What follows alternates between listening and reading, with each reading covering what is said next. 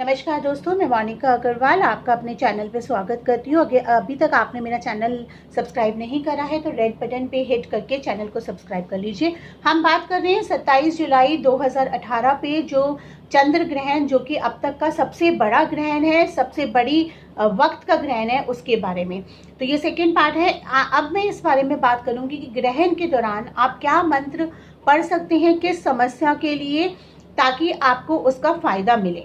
देखिए, सबसे पहले ग्रहण में हमने पूजा पाठ इस तरह से नहीं करना है कि मंदिर में दिया जला के पूजा पाठ करना है, लेकिन ग्रहण के दौरान में अगर हम माला लेके मंत्र जाप करते हैं उसका बेनिफिट बहुत ज़्यादा होता है। हमने मूर्तियों को स्पर्श नहीं करना है, दिया बाती नहीं करनी है, नॉर्मल पूजा नहीं करनी है, लेकिन मंत्र जाप करना है। मंत्र जाप का सबसे पहला सही तरीका होता है कि जब हम मंत्र को पढ़ते हैं, अगर वो मंत्र हम मन मन में पढ़ रहे हैं, अपनी सांसों पे ध्यान देके, और हम अगर उसको अपने आत्मा से पढ़ रहे हैं, अपने मन से पढ़ रहे हैं, तो उस मंत्र की वाइब्रेशन तो वैसे ही 1000 गुना ज़्यादा हो जाती है। और ख़ास करके ग्रहण के वक्त में पढ़ रहे हैं तो उसका फल आपको ना मिले, ऐसा हो ही नहीं सकता है।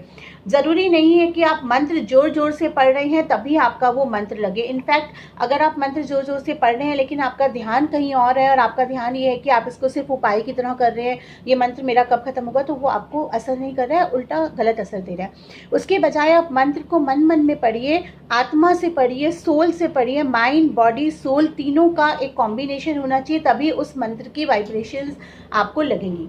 ग्रहण के टाइम में 11:55 के से ग्रहण शुरू हो रहा है, 3:30 से 3:50 तक वो ग्रहण का असर रहने वाला है। उसके बाद मोक्ष काल शुरू हो रहा है। तो ग्रहण के वक्त में जो आप मंत्र पढ़ेंगे, अगर आप पैसे की समस्या से जूझ रहे हैं, आपके पास पैसा रुकता नहीं है, आपके पास कर्जे का बहुत ज़्यादा बोझ हो गया है और आपको अपने अनुसार वो मनी नहीं मिल रहा है, तो उस समय अगर आप माँ लक्ष्मी का मंत्र पढ़ते हैं, कुबेर जी का मंत्र पढ़ते हैं, तो वो आपको बहुत फ़ायदा करेगा। आप माँ लक्ष्मी का बीज मंत्र ओम श्रीम ओम श्रीम ओम श्रीम का जाप कर सकते हैं। 5 माला, 7 माला, 9 माला, 11 माला, इस तरह के सीरीज़ में जाप करा जाता है। या तो 1 माला करेंगे, 3 माला करेंगे, 5 करेंगे, 7 करेंगे, 11 करेंगे। जितना ज़्यादा आप कर सकते हैं और थोड़ा ध्यान लगाएंगे इस टाइम में, तो आपको इसका बेनिफिट बहुत जल्दी दिखाई देगा। आपकी पैसे की समस्या बहुत जल्दी दूर होगी। अब मैं उन लोगों की बात करती हूँ जिनके जीवन में हमेशा कुछ ना कुछ समस्या लगी रहती है। कभी बीमारी आ रही है, कभी एक काम ठीक होता है तो दूसरी समस्या आ जाती है, कभी पारिवारिक कलेश हो जाता है, कभी पैसे की समस्या हो जाती है। किसी ना किसी मुसीबत में वो हमेशा बंधे ही रहते हैं। उनको हमेशा ये लगता है कि हम एक मुसीबत से निकले और दूसरी मुसीबत में फंस गए। ऐसे लोगों के लिए अगर वो गणपति मंत्र का जाप करते हैं, ओम गण गणपताय नमः, ओम गण गणपति नमः, ओम गण गणपति नमः का जाप करते हैं, 5 से 11 माला तक का जाप करते हैं, तो उनके विघ्न बहुत जल्दी हरेंगे और उनको अपने लाइफ में सुधार होता महसूस होगा। अब हम बात करते हैं जिनको हमेशा रहता है कि उनको नेगेटिविटी लग गया है, या उनके ऊपर कोई नज़र दोष है, या उनके ऊपर कोई तांत्रिक क्रिया करी हुई है, या उनके ऊपर कोई ब्लैक मैजिक करा हुआ है। तो इस समय अगर आप मंत्र का जाप करते हैं मन से, तो आपके ऊपर से वो असर खत्म हो जाएगा। आपने मंत्र का जाप करना है, ओम दुम दुर्गाय नमः, ओम दुम दुम दुर्गाय नमः, ओम दुम दुम दुम दुर्गाय नमः, 3 बार। ओम दुम दुम दुम दुर्गाय नमः, ओम दुम दुम दुम दुर्गाय नमः। माँ दुर्गा के मंत्र का आप जाप करेंगे, मूल मंत्र का जाप करेंगे ओम दुम दुम दुम दुर्गाय नमः का, तो आपकी सारी समस्याएं दूर हो जाएगी। आपके ऊपर अगर कोई ऐसा असर है तो वो खत्म हो जाएगा। ध्यान रहे दोस्तों, जब आप जाप कर रहे हैं तो आप दिया बाती करके नहीं जाप कर रहे हैं। आपने भगवान की तस्वीर को हाथ नहीं लगाना है, आपने सिर्फ माला से जाप करना है, मनी मन में जाप करना है। पूरे शरीर, दिमाग और आत्मा तीनों को मिला के जाप करना है, ताकि आप उन मंत्रों में खो रहे हैं।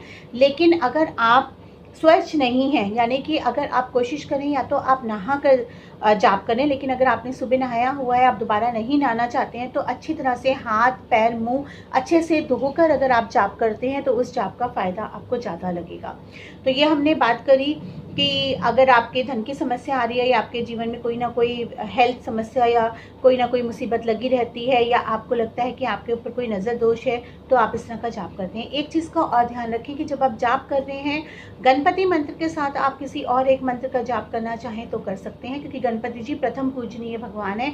किसी भी मंत्र का जाप करने से पहले गणपति जी का नाम जरूर लेना है, उसके बाद आपने जाप शुरू करना है। लेकिन आप कोशिश करें कि आप एक ही मंत्र का जाप ज़्यादा दिन करेंगे तो उसका उसका फ़ायदा आपको ज़्यादा मिलेगा। तो ये हमने बात करी ग्रहण में करने वाले उपायों से, ग्रहण में करने वाले मंत्र जाप से जिसका आप फ़ायदा उठा सकते हैं। तो इसका ज़्यादा से ज़्यादा आप फ़ायदा उठा सकते हैं, दान कर सकते हैं। चावल, मीठी चीज़, चीनी, ये सब चीज़ों का आप दान कर सकते हैं, लेकिन सही तरीके से आप दान करेंगे, सही तरीके से वो करेंगे तो आपको इसका फ़ायदा बहुत उठाएगा। अब हम बात करते हैं मकर और कर्क राशि वालों के लिए ये जो ग्रहण है ये थोड़ा सा अशुभ रह सकता है।